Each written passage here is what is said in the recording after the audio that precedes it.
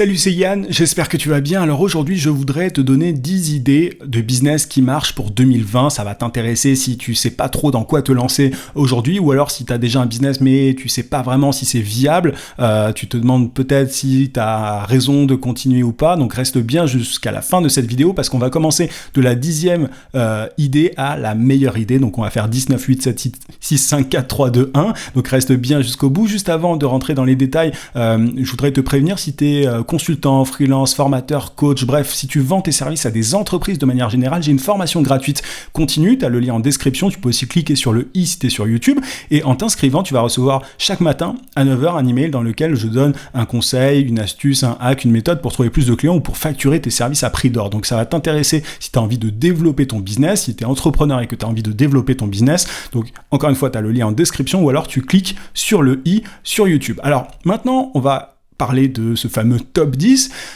La 10e meilleure idée pour moi, c'est le fait de créer un business de dropshipping. Alors attention, dropshipping, alors c'est quoi déjà ?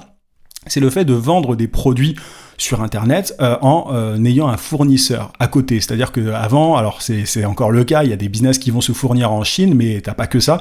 En gros, tu vends un produit que tu n'as pas en stock, c'est de la vente en fait de produits sans stock, et ça te permet du coup de ne pas avoir à trop d'investissement en fait, simplement t'as pas d'argent à avancer, donc c'est extrêmement rentable, c'est extrêmement intéressant.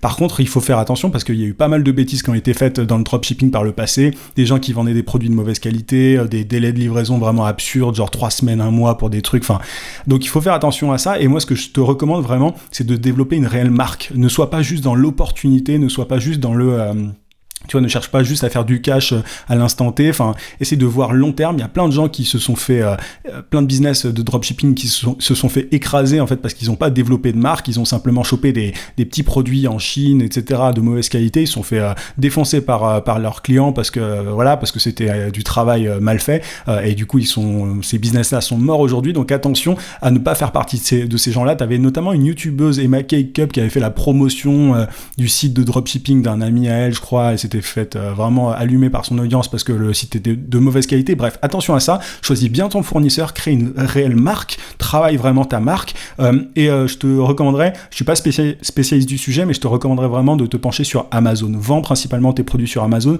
c'est vachement intéressant, surtout quand tu veux commencer. Après, tu peux développer ta marque encore plus, avoir ton propre site, etc. Mais voilà, donc le dropshipping, c'est une très bonne idée si tu t'y prends bien, c'est un métier.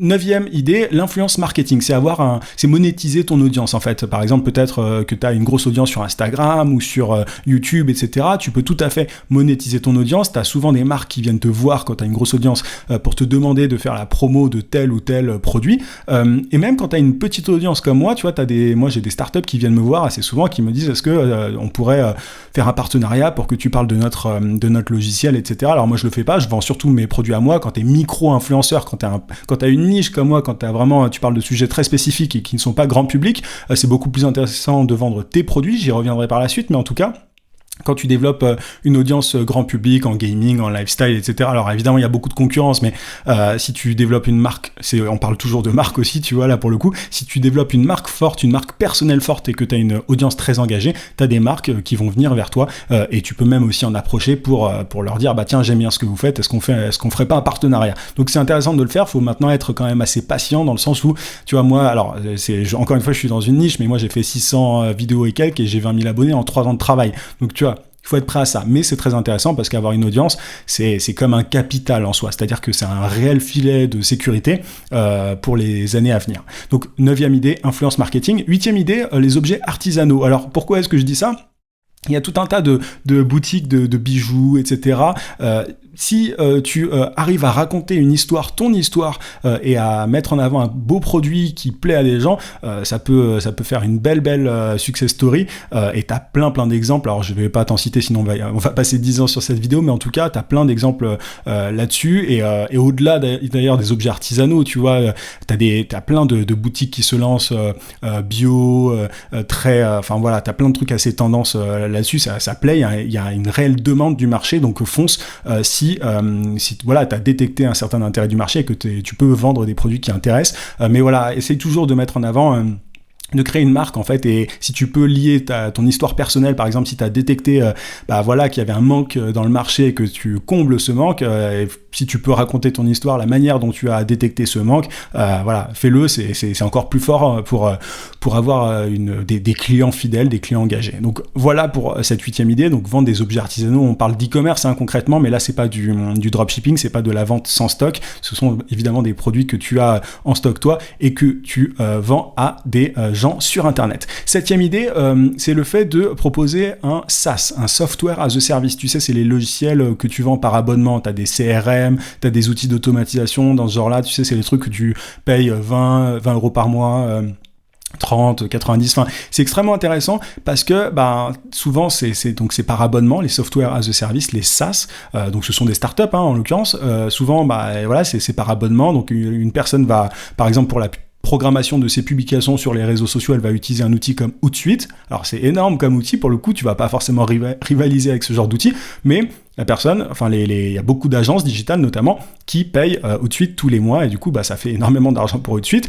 Encore une fois, tu peux trouver des idées au-delà des réseaux sociaux, etc. Mais créer un SaaS, c'est extrêmement intéressant si tu arrives à combler un manque du marché. Maintenant, il faut quand même être au courant qu'il y a pas mal d'argent à mettre sur la table pour créer ce SaaS. Il faut développer le truc. Si toi, t'es pas développeur, il va falloir développer un logiciel, donc il va falloir faire appel à quelqu'un d'expert sur le sujet, etc. Donc tu as pas mal d'argent souvent à avancer avant de voir un quelconque retour sur investissement. Donc attention à ça, mais en tout cas c'est extrêmement rentable si tu as les fonds, si tu as le capital pour ça. Après tu as des méthodes et tout, je vais pas rentrer forcément dans les détails, mais tu as des méthodes pour tester en même temps et ne pas trop avancer d'argent. Donc il faut s'intéresser au growth hacking pour ça, ce sera le sujet d'une autre vidéo. 6e idée de business qui marche, c'est de vendre ses services en tant que freelance ou en tant qu'assistant virtuel. Alors, quand je parle de freelance, là, je vais parler des rédacteurs, je vais parler des graphistes, je vais parler des développeurs, etc. Et des assistants virtuels, ce sont des personnes qui répondent à un besoin. Il y a pas mal de boîtes qui ont des besoins ponctuels ou alors récurrents aussi, mais qui vont pas forcément avoir envie d'embaucher quelqu'un pour ça, pour tout un tas de raisons, pour des raisons de flexibilité, parce que parfois le besoin n'est pas assez récurrent. Voilà, les raisons diffèrent, mais du coup, ils vont aller chercher un développeur freelance, un rédacteur freelance, un community manager freelance, etc. Et évidemment, vu que le digital se développe, enfin, je veux dire, c'est pas nouveau, mais en tout cas, vu que ça se développe à mort, il y aura très souvent, enfin, il y aura souvent, pendant longtemps, à mon avis, il y aura besoin de personnes qui fourniront des services de ce genre-là en indépendant, parce qu'il y a pas mal d'avantages à embaucher, entre guillemets, c'est pas le terme, mais à embaucher un indépendant. Et un assistant virtuel, c'est pareil. Ça peut être très pratique pour certains dirigeants de TPE, de PME, etc. Ça fait gagner énormément de temps. Donc, vendre ses services en tant que freelance, c'est un des trucs qui, pour moi, est le plus facile. Maintenant, c'est forcément, t'es limité au niveau de ce que tu peux gagner. Il y a des limites. Tu peux pas gagner des fortunes et des fortunes. Pour ça, il faut passer un cran au-dessus, et je vais en parler dans quelques instants. Mais voilà, en tout cas, tu peux être assuré de gagner de l'argent en faisant ça. 5e idée, c'est le fait de créer une agence digitale. Une agence digitale, c'est un petit peu lié, tu vois, au freelancing, mais quand tu as une agence, en général, tu fournis un service encore plus poussé qu'un simple freelance. Tu peux travailler avec d'autres personnes et donc fournir une solution beaucoup plus complète, etc. Et si tu es dirigeant d'agence, évidemment, c'est un dirigeant d'agence, aujourd'hui, c'est souvent quelqu'un qui travaille avec des freelances. Donc, c'est celui qui... Alors, il gère, et le dirigeant d'agence, il a souvent un rôle de gestionnaire, entre guillemets, de manager, et donc, qui doit gérer les freelances et les clients. Faut aimer ça. En tout cas, c'est beaucoup plus intéressant que de faire soi-même le service, que d'exécuter le service en tant que freelance. Mais c'est une très, très bonne idée parce qu'il y a un gros besoin à ce niveau-là aujourd'hui sur le marché. Enfin, c'est assez évident. Moi, je le vois tous les jours. Donc ça, c'était la 5e idée. 4e idée, c'est le fait de vendre un programme par abonnement. Alors ça, tu peux le voir chez les coachs, etc. Et pas que, tu vois, même dans le digital, tu as pas mal de gens qui proposent des abonnements. C'est beaucoup plus développé, il me semble, aux États-Unis. Enfin, comme tout, tu me diras, mais comme tout dans le digital, j'entends. Mais en tout cas, c'est extrêmement intéressant parce que comme les SaaS, comme les software as a service, pour le coup, c'est un revenu qui est régulier, qui est récurrent, donc c'est super intéressant. Et t'as pas forcément besoin d'avoir des milliers et des milliers de personnes, des milliers et des milliers de clients pour pouvoir bien en vivre. Donc pour moi, c'est super, c'est vraiment cool les programmes par abonnement. Tu vois, c'est un mix entre du coaching et un SaaS, un software as a service, et en mixant les deux, ça fait un programme par abonnement. Souvent, je pourrais prendre l'exemple, comme je te disais, des coachs non, je te l'ai pas dit ça, mais les coachs en nutrition, par exemple, il y a des coachings de nutrition sur Internet qui se font en temps de temps, tu payes un truc par mois, etc. Enfin, je te laisse regarder tout ça, mais c'est extrêmement intéressant en termes de business. Troisième idée, donc ça c'était la quatrième. Troisième idée, c'est l'affiliation. Alors l'affiliation, j'ai fait une vidéo il y a pas très longtemps sur le sujet, mais ce qui est intéressant avec l'affiliation, c'est que tu n'as rien à vendre. Tu as simplement, il faut que tu sois capable de générer du trafic, de faire grossir une audience. Et à partir du moment où tu as une audience, c'est un peu lié à l'influence marketing finalement, mais contrairement à un influenceur, quelqu'un qui fait de l'affiliation, il bosse avec plein de marques et il peut générer des revenus passifs s'il met en avant des produits par abonnement, par exemple. Tu vois, tu peux mixer, tu vois qu'il y a tous ces éléments se répondent un petit peu. Enfin, il y a un mix entre SaaS, entre coaching, enfin. Voilà, l'affiliation, ça veut tout dire et rien dire. Finalement, même Amazon, c'est le plus gros business d'affiliation qui existe. Mais l'affiliation, c'est intéressant parce que t'es pas obligé d'être influenceur et de montrer ta tête. Tu vois, si t'as un blog, par exemple, tu peux tout à fait faire de l'affiliation et tu peux bosser avec tout un tas de produits, de marques en fait différentes. Et ça peut durer des années si toi t'es capable, d'alimenter la machine en termes de trafic. Si t'es calé en acquisition de trafic, c'est le business qu'il te faut. Maintenant, attention, c'est quand même moins intéressant que ce que je vais te décrire dans quelques instants. Deuxième, du coup, ça m'amène à la deuxième meilleure idée pour moi. Coaching/consulting, c'est pareil, c'est être expert dans son domaine et vendre ses services. En fait, c'est le freelance premium, le coach et le consultant. Le coach, t'as des coachs, comme je te le disais, en sport, en nutrition, en productivité, des coachs de séduction aussi. En consulting, t'as des consultants en marketing digital. Ça, c'est moi, pour le coup, c'est mon job, donc je le connais plutôt pas mal. Et c'est extrêmement rentable. C'est-à-dire que quand t'es expert, quand t'es reconnu comme expert dans ton domaine, tu peux demander vraiment les tarifs que tu veux et personne ne va chipoter. Donc pour moi, c'est tu vois, si t'es freelance aujourd'hui, tu peux tout à fait devenir coach, consultant. Pour ça, il faut simplement appuyer ton autorité, créer du contenu notamment. Et derrière, les gens vont venir vers toi pour profiter de tes services et tu peux très très bien gagner ta vie sans avoir beaucoup de clients en fait. C'est ça qui est assez génial. T'es pas obligé d'avoir des dizaines de clients pour très très bien gagner ta vie en tant que coach ou consultant. Et d'ailleurs, les gens ne s'y trompent pas, tu as beaucoup de gens qui se lancent dans cette voie ces derniers temps, et notamment en 2019. Dernière idée, et c'est la meilleure pour moi, c'est vendre des produits d'information. Alors c'est quoi un produit d'information ? C'est un produit digital dans lequel en fait tu apprends des choses. Ce sont des formations, pour faire très simple. Moi, des formations, j'en vends depuis pas mal de temps maintenant, et aujourd'hui je fais finalement les deux.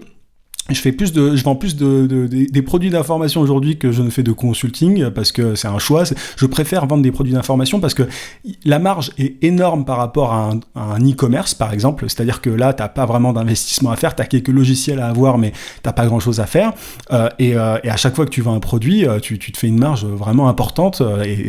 Et quand tu vends des produits, enfin quand t'es passionné par ta thématique, par ton sujet, et que tu vends des produits sur ce sujet-là, tu ressens même pas tu vois, pour toi, c'est même pas du boulot. C'est ça qui est assez génial. Moi, je suis passionné par le marketing digital, aussi bizarre que cela puisse paraître. Je fais des formations en marketing digital pour aider des gens à trouver des clients, à bien facturer leurs services, etc. Je fais ça depuis pas mal de temps et c'est extrêmement rentable au point où moi, je fais quasiment que ça parce que c'est ce que je préfère faire.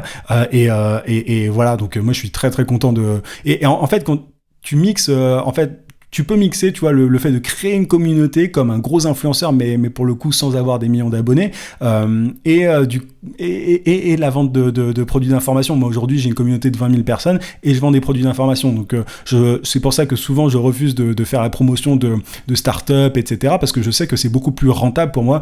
C'est ce qui m'intéresse le plus, de vendre mes propres trucs à moi, mes propres formations. J'ai une expertise aujourd'hui que